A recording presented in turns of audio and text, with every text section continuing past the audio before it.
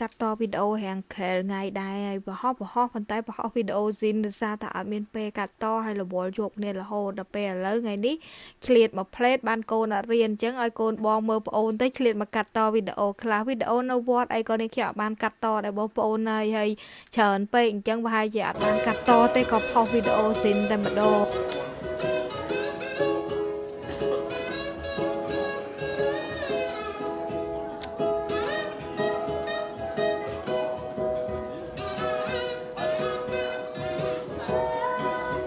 កាលពីថ្ងៃអាទិត្យនោះគឺនាងខ្ញុំនាំកូនទៅលេងនៅខាងតំបន់ដែលនាងខ្ញុំរស់នៅហ្នឹងគឺគេលក់អីវ៉ាន់ហើយក្នុងហ្នឹងគឺជាសាលារៀនទេបងប្អូនសាលារៀនថ្នាក់ធំចាប់ពីថ្នាក់ទី7ដល់ទី12ណាគឺនៅកន្លែងហ្នឹងសាលារៀនកូនស្រីនាងខ្ញុំសាលារៀននេះគឺចាប់ពីថ្នាក់ទី7ដល់ទី12ហើយកូន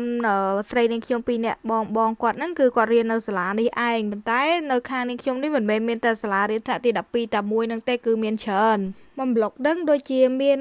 3-4សាលារៀនឯណោះចាប់ពីទី7ដល់ទី12ហ្នឹងហើយកូនប្រុសនាងខ្ញុំនេះគឺគាត់អត់ចង់រៀនកន្លែងនេះទេគាត់ចង់តាមមិត្តភ័ក្តិគាត់រៀននៅសាលាផ្សេងចាំមើលដល់គាត់ចប់ទី6សិនមិនដឹងឥឡូវហ្នឹងគឺគាត់ថ្នាក់ទី5តែបើគាត់អត់ចង់ដូរសាលាទេពេលគាត់ចប់ថ្នាក់ទី6គឺគេសាលាគាត់ហ្នឹងគឺ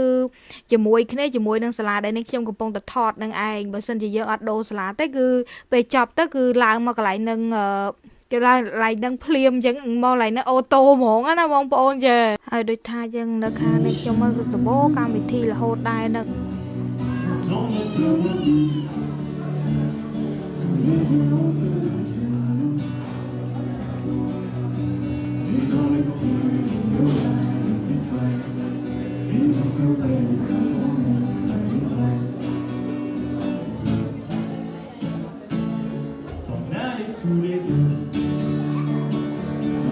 ថ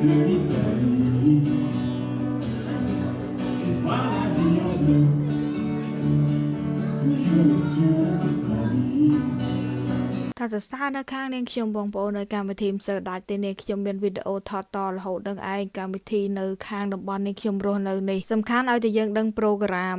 នៅខាងនេះចឹងណាថាថ្ងៃគេមានប្រូក្រាមហើយសំខាន់ដឹងប្រូក្រាមហើយស្គាល់កន្លែងមិនខ្វះទេបងប្អូននៅទោះថ្ងៃអត់ weekend សៅរ៍អាទិត្យថ្ងៃធម្មតាក៏មានដែរតែគ្រាន់ថានាងខ្ញុំនេះទំតែចាប់ផ្ដើមស្គាល់ឥឡូវហ្នឹងដោយសារតែកូនប្រុសនាងខ្ញុំហ្នឹងគឺគាត់ចេះអានអក្សរបារាំងគាត់ចេះមើលហើយគាត់ស្គាល់កន្លែងអញ្ចឹងគឺគាត់ដឹងថានៅកន្លែងណាអញ្ចឹងឥឡូវដើរតែ3-4អ្នកម៉ាក់កូនទេប៉ាដើរ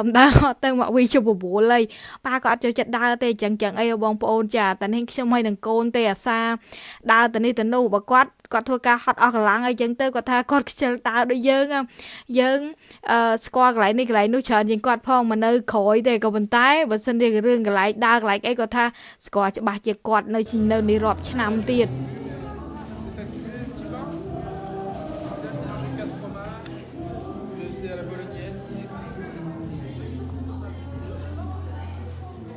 យកទៅសុំទីវើ